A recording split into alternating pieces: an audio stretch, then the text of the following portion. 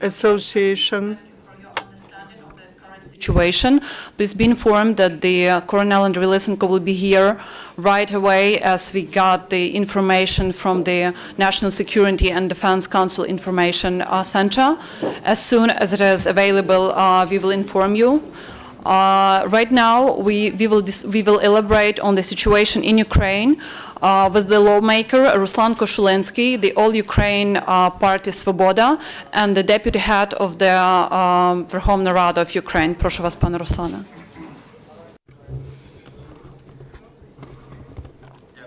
Thank you. Good afternoon.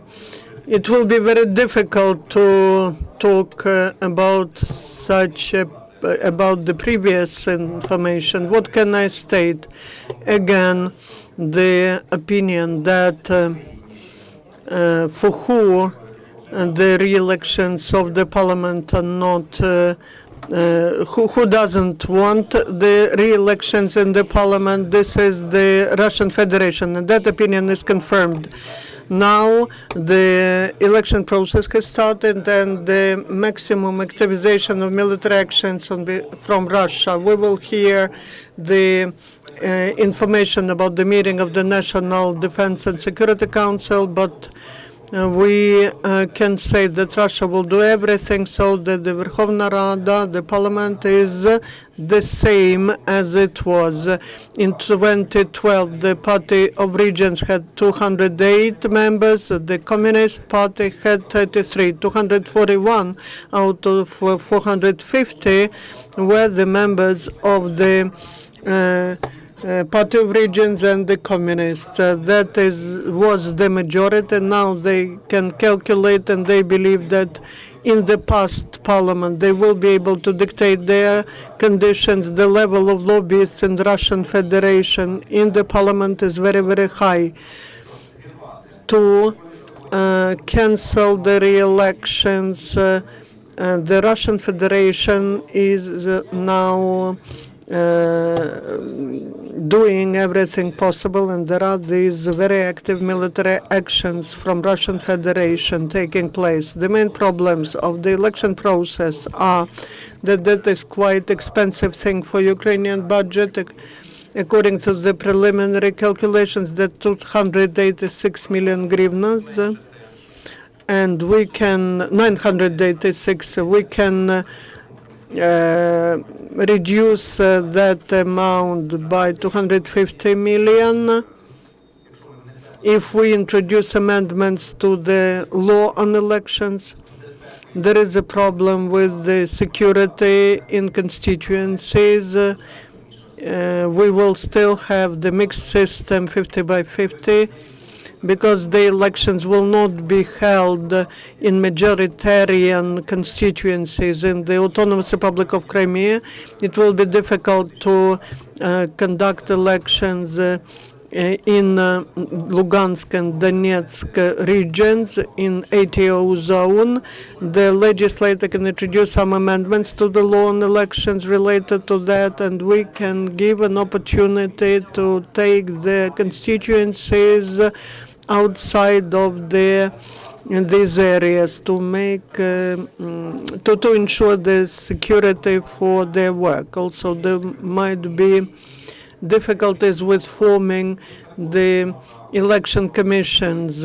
Here we can talk about introducing amendments to the law so that we can involve the local authorities, the administrations, to staffing in case of sabotage of people in the commissions in the regions where there are military actions going on. These are the main things. The work of the parliament has to start, and now the plenary session is to be held on the 2nd of September. As to the extraordinary sessions, we will hear that after the decision of the National Security and Defense Council. It depends on what will be the decision. And on that, the activities of the Verkhovna Rada will depend. Now, Verkhovna Rada is waiting for the steps which will be recommended by the NSDC and maybe presidential decrees. Talking about political developments, you see the number of political parties, the number of political participants will be quite big. We will see some big changes, some famous or not known or not known political forces, but the process has started. Nothing can stop the process of re-electing the parliament. This could be suspended, but the elections will be held. Thank you. I will answer your questions. Thank you. Any questions?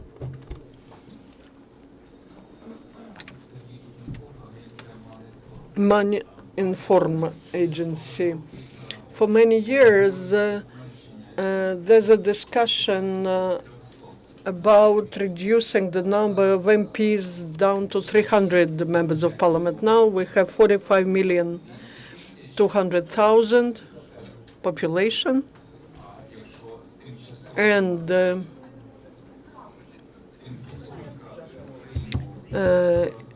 42 without Crimea.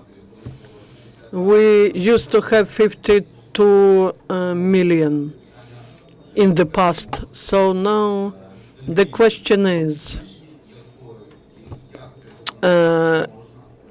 it's reasonable to reduce. How can it be made legislatively? Yes, thank you for the question. I agree with you. That norm is in the program of Svoboda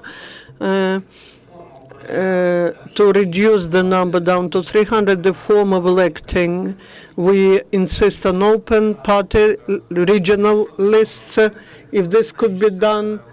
But today this could be proposed to introduce some planned amendments to the Constitution so that the next elections are held according to a new election system with a new number of members of parliament. Also, I would like to confirm that the number of voters has reduced. In the previous elections we had 23 million. Now at the presidential elections approximately 18 million voters. I can forecast that the number of voters who will participate in this election campaign is from 13 to 15 million.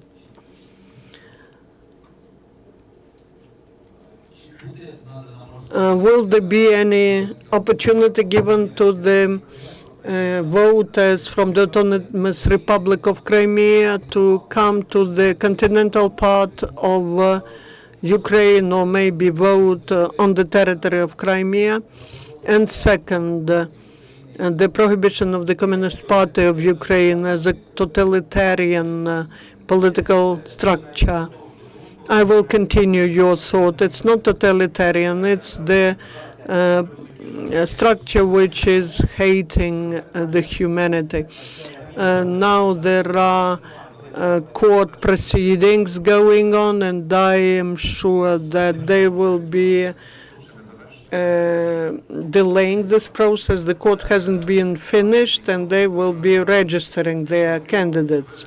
The next step as to voting. The process of voting will be the same that we had during the presidential election campaign.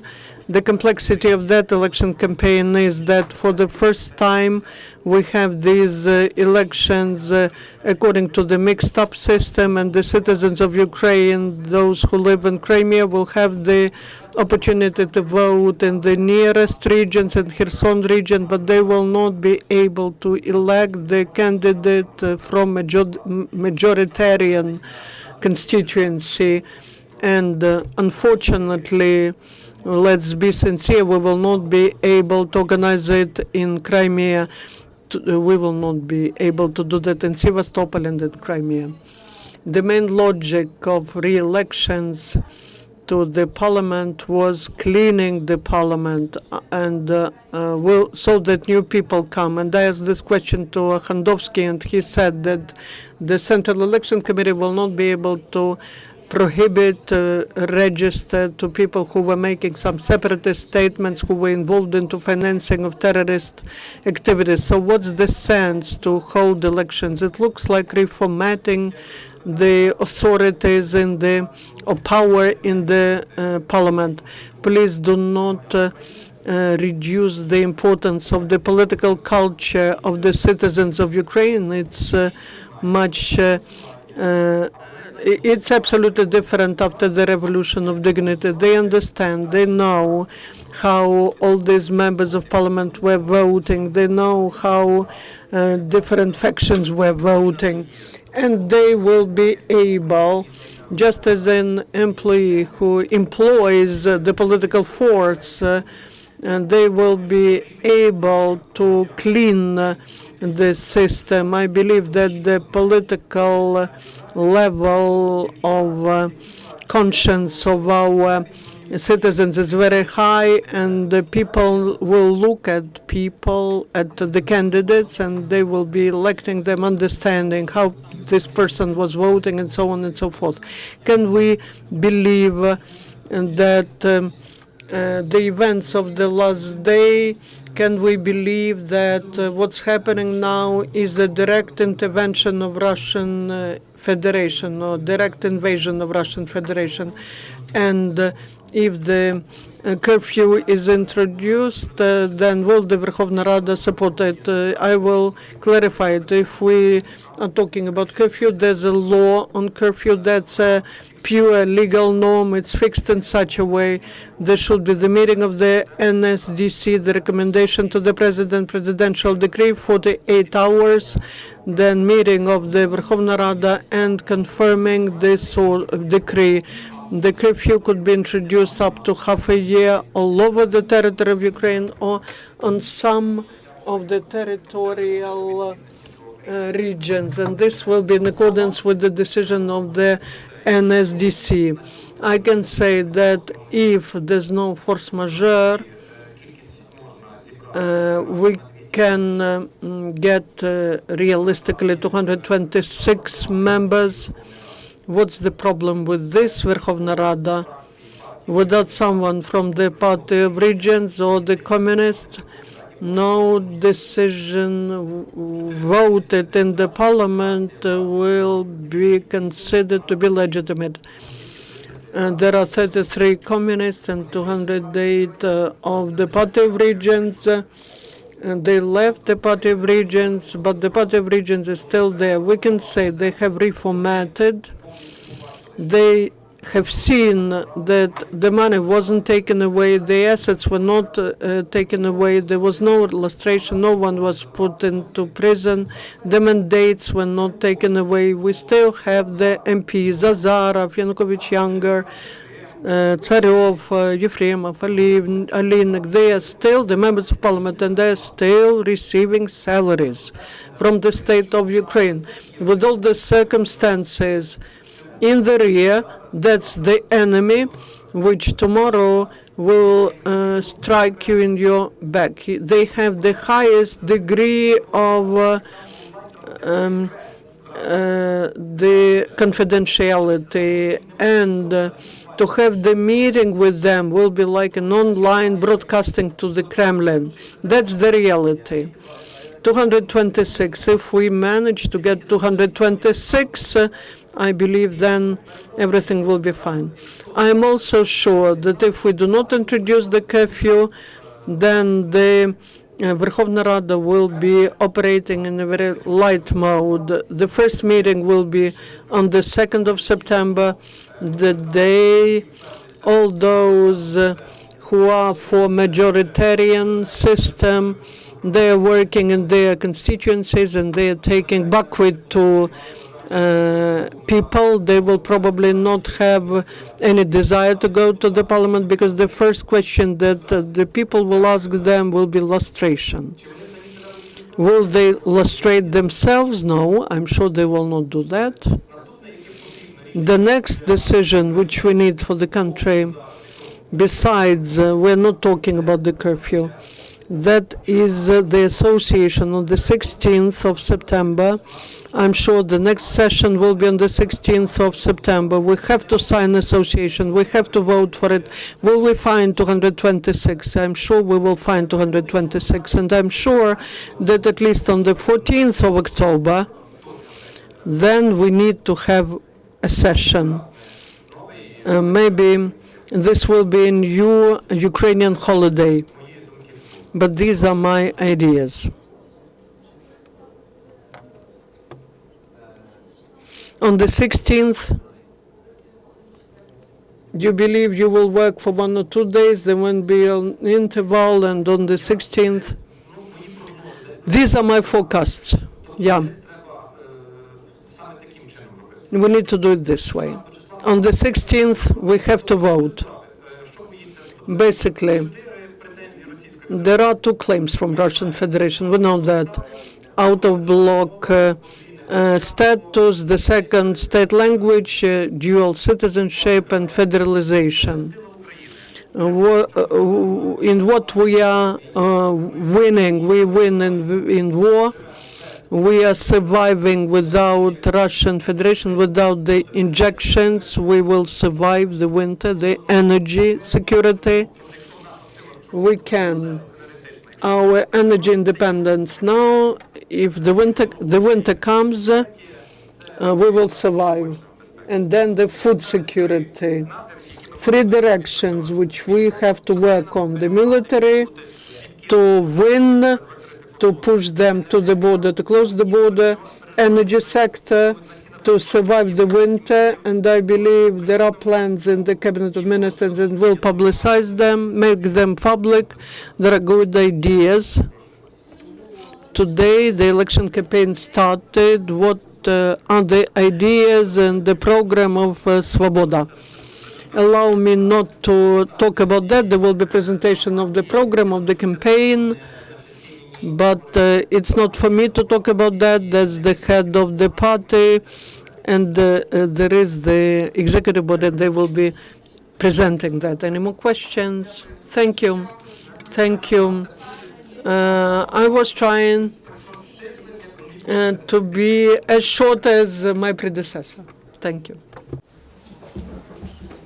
Шановні колеги, Андрій Миколайович Лисенко, речник інформаційного центру РНБО, з заявою. Dear colleagues, the Cornell and Relay Давай.